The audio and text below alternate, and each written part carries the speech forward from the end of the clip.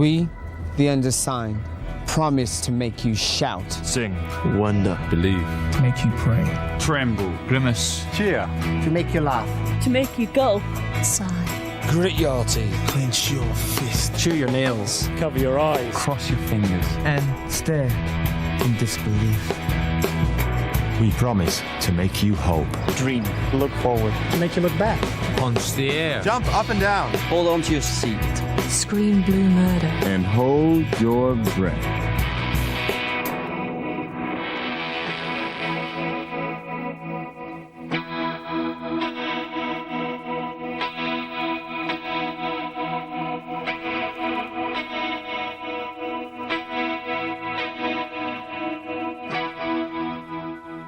Henceforth, and forthwith, from this day forward.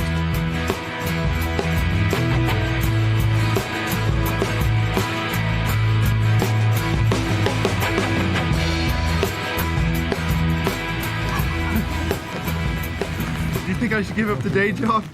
You just say the best 5 teams in the world, Spanish have got to be up there. Spanish stay on it. Strong team. Yeah, what about the team you've forgotten about? Germany, of course. Germany are a good team.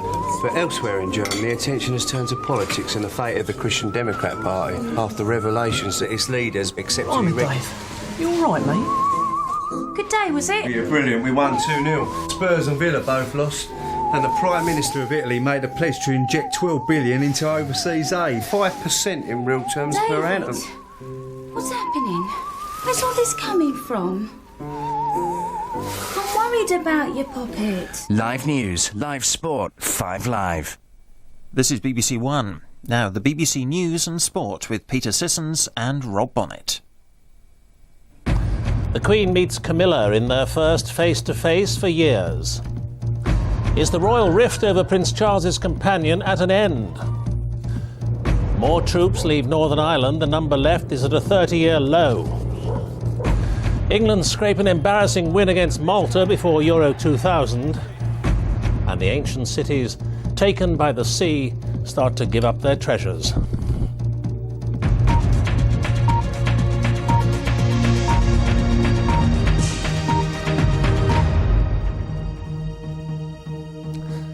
Good evening. Camilla Parker Bowles' acceptance by the royal family at the side of the Prince of Wales appears to have taken its most significant step forward. Buckingham Palace have confirmed that the Queen met Mrs. Parker Bowles today at a party given by the Prince at his country home for the former King of Greece. Although the Queen has known Mrs. Parker Bowles for years, it's their first meeting since she and the Prince became a public item after the breakdown of his marriage. The Queen's disapproval of her son and heir's relationship with Camilla Parker Bowles has hitherto been implacable. 18 months ago, rather than meet the woman who played a part in the breakdown of Charles's marriage, the Queen stayed away from Charles's 50th birthday party. But Prince Charles has made it clear that his relationship with Mrs. Parker Bowles is, in his words, non-negotiable, and over the months their appearances in public together have become more frequent. But whenever the Queen has been present, for example at Prince Edward's wedding to Sophie Rhys-Jones, Mrs. Parker Bowles has had to contrive some reason to be absent. It's a situation which has caused Prince Charles anger and distress. Increasingly, other members of the royal family are said to have urged the Queen to reconsider her attitude. And after considerable thought at Buckingham Palace and a conversation between the Queen and Prince Charles, it was decided that the moment had come when the two women should meet. I think the Prince will be delighted that this has happened, as will Mrs. Parker Bowles, and I think they'll also be very relieved. This was something that was hanging in the air, if you like, for a very long time. I think now they've got it over with, they can move on. Mrs. Parker Bowles and the Queen evidently spoke for some minutes. Her acceptance within the royal family, at least on the surface, is now complete. And Nicholas Witchell joins us now from Buckingham Palace. Nick, is this the first step towards a royal marriage? Do you know, Peter, I don't think that even the couple themselves, the Prince Charles and Mrs. Parker Bowles, are at all clear where they want this relationship to go. They're not clear, I think, whether they wish to marry each other. Prince Charles, of course, has been on record as saying that he doesn't consider remarriage, and we mustn't forget that a marriage would still cause some difficulty for the Church of England, of which Prince Charles will be Supreme Governor when he becomes King. There is no doubt, though, that this is a very significant meeting today. It removes the single greatest obstacle to this relationship, signifies acceptance by the royal family, and it means that the relationship can move forward in all senses normally now and with even greater openness. Does that mean we're going to see suddenly a lot more of Mrs. Parker Bowles on the Prince's arm? I think probably we will certainly see rather more, though Mrs. Parker Bowles has made it clear, and it is certainly the wish of the palace, or the feeling within the palace, that there is no place for her at formal public royal events. But I think that she will now be able to attend private royal events, such as in a few weeks' time at Windsor Castle there is a reception for members of the royal family who are celebrating birthdays. Nicholas Witchell at Buckingham Palace, thank you. There's to be further reduction of troop levels in Northern Ireland. The RUC's Chief Constable, Sir Ronnie Flanagan, says 500 soldiers from the 3rd Parachute Regiment based in Dungannon won't be replaced when their current tour of duty ends in 2 weeks' time. It'll leave 13,500 soldiers in the province, the lowest number for 30 years. This is what the government calls normalisation in Northern Ireland. The demolition of this army base in County Tyrone began yesterday. Now comes the decision not to replace one local battalion when its tour of duty ends this month. It means 500 fewer soldiers operating and patrolling in the province. Republicans have been applying pressure for some time now for troop withdrawals, and I just hope that the Chief Constable is not being premature in taking this action. The IRA's intent to cause trouble is now considered very low by the Army, but the Chief Constable recognises the dissident threat is still alive. A mortar blast at this Army border post in Armagh was the latest in a series of attacks this year. And as police continue to search for clues after the Hammersmith bomb on Thursday, fingers of suspicion point firmly at Continuity IRA. The Army insists it has not dropped its guard, and routine patrols in the more dissident areas go on. But this is a sight that 2/3 of the province no longer see. The Army says the number of soldiers available for service in Northern Ireland is unchanged, and if the security situation should worsen, they'll be called back again. But this latest announcement means that troop levels in this province are coming down to their lowest for 30 years. David Eads, BBC News, County Tyrone. The government says it's investigating whether it can stop the former surgeon Rodney Ledwood receiving his pension. Victims of the Kent doctor say it's a disgrace that the NHS is still paying Mr Ledwood up to £50,000 a year. An inquiry found that the gynaecologist injured dozens of women during operations over 16 years. The jockey Frankie Dettori is likely to remain in hospital until early next week after breaking his ankle in Thursday's air crash at Newmarket. But Ray Cochrane, the other rider injured in the crash, has been discharged. There was a minute's silence at Newmarket this afternoon in memory of Patrick Mackey, the pilot who died in the crash. Both Dettori and Cochrane had been due to ride at Newmarket today. Veterans of Dunkirk have attended a memorial service at a site where almost 100 British troops were massacred in 1940. The service at the village of Le Paradis forms part of a weekend of ceremonies marking the 60th anniversary of the epic wartime evacuation. Now, with news of a lacklustre England football performance, but of another Test century for Michael Atherton, here's Rob Bonnet. Yes, England coach Kevin Keegan has told his players that they'll be easily eliminated from the European Championship finals later this month if they play as badly there as they played this afternoon in Malta. England did win their last warm-up match today by 2-1, but only because Malta missed a late penalty. Since they arrived in Malta, the England players have been accorded the status of film stars, but today their performance was of the straight-to-video, not suitable for general release variety. Those who volunteered to sit through it saw Martin Keown hit the Maltese net early on, only for his effort to be disallowed because Phillips was offside, his only notable contribution. But 10 minutes later, Keown got one that did count, and the stage seemed set for an English stroll in the sun. It was anything but, largely thanks to Richard Wright's rash challenge on David Calabot.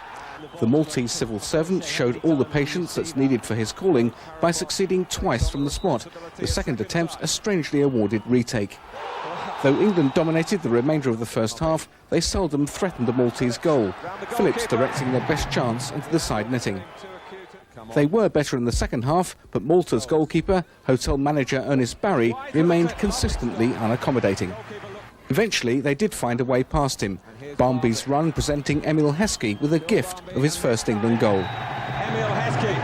Malta, though, weren't finished, and in the last minute, Wright compounded his first-half error by conceding a second needless penalty. This time, though, he redeemed himself to enable England to secure their somewhat hollow victory. There's a bit to work on. I'm not as despondent as some people. I think maybe it'll be a good thing, just a little sharp jolt for us. OK, so they won, but this really was a pretty poor performance from England. The only consolation being that history suggests the worse they do in their warm-up matches, the better they do when it comes to the real thing. Kevin Geary, BBC News in Malta. Mike Atherton scored his 5th Trent Bridge Test century, his 14th overall, as England established a strong position in the second Test against Zimbabwe on another rain-affected day. Atherton's 136 was the backbone of England's first innings total of 374. By the close, the tourists were 51 for 2. The last 4 runs may have taken all of 41 hours, but not even Friday's washout could deny Mike Atherton a 5th Trent Bridge century. And with the waiting finally over, the former captain seemed intent only on making up for lost time. But for all of Atherton's uncustomary flair, the tumbling of wickets at the other end was very much old-school England. Atherton himself eventually succumbed to Mbangwa for a superb 136, and it needed a first and often inventive Test 50 from Chris Schofield to guide England to an imposing total. After their fragile batting at Lord's, Zimbabwe needed a sturdy start. What they got, though, was a now obligatory early wicket, Gough removing Grant Flower for a duck. And when Guy Whittle's breezy 28 came to an abrupt end via Ed Giddins, Zimbabwe were left with the familiar prospect of an uphill struggle. Andy Swiss, BBC News. Ferrari's Michael Schumacher has qualified fastest for tomorrow's Monaco Grand Prix, his second pole position of the season. Schumacher was quickest by almost 0.3 of a second on a circuit where he's already won 4 times. Jordan's Jarno Trulli was second fastest, David Coulthard third, with Jenson Button back in 14th place. And in golf, the former Ryder Cup captain Mark James fired the round of the day in the English Open at the Forest of Arden course, a 65, including 6 birdies in the first 9 holes. He's 1 shot behind Lee Westwood and 3 behind the leader, Michael Campbell. And finally, Ireland have lost their Rugby Union international in Argentina by 34 points to 23. Peter. Underwater archaeologists working off the coast of Egypt say they found the remains of 3 lost cities. The cities are believed to have been built towards the end of the reign of the pharaohs, but were submerged 1,000 years ago. After 2,500 years, the waters off the coast of Alexandria are finally yielding their precious secrets. The long wait appears to have been well worth it. On the bottom of the seabed, perfectly preserved artefacts from the lost cities. Cities only previously known through Greek myth and legend. Statues from Menoutis. Coins and jewellery from Heraklion, and treasures from Canopus. The hall, which is being described as important to find as the tomb of Tutankhamun, includes a 660-pound headless statue of the goddess Isis. It's one of the most beautiful Isis ever discovered.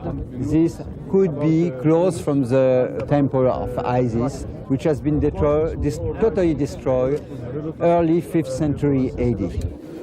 Historians hope the extraordinary finds will help explain how the 3 cities were destroyed. But the antiquities now being put on display represent only a fraction of what still lies on the seabed. Archaeologists believe it will take another 50 years to fully explore this underwater treasure trove. John Brain, BBC News. And the main news tonight, the Queen has met Camilla Parker Bowles in what's being seen as a significant thaw in her attitude towards the Prince of Wales's companion. That's the way it is so far tonight, but there'll be updates throughout the night on BBC News 24. From Rob and me, good night.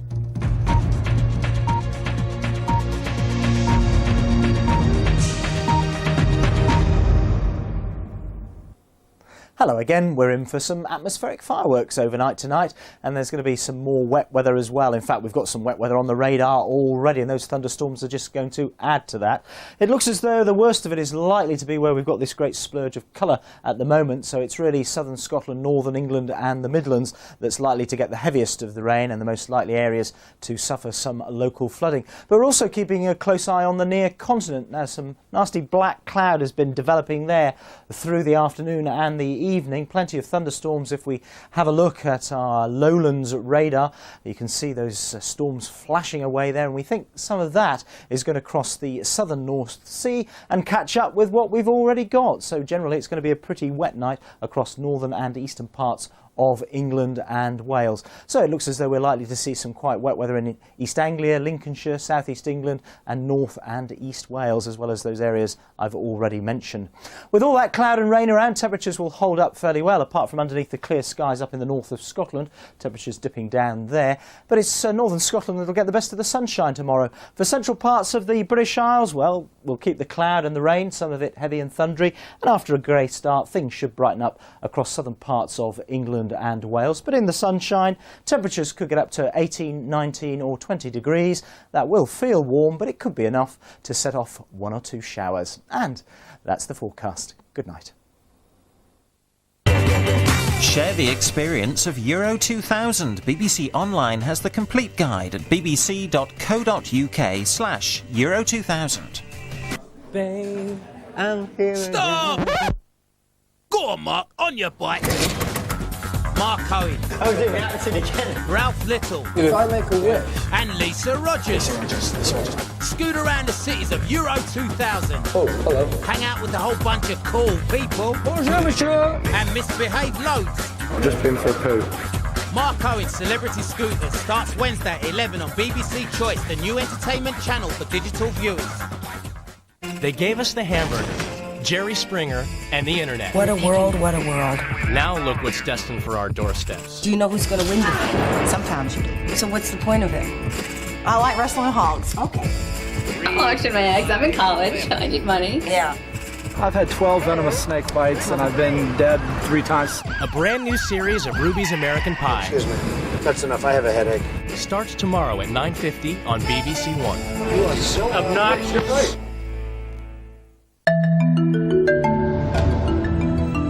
They think it's all over on BBC One after a celebration for Jim Davidson on stage, on the offensive and uncut.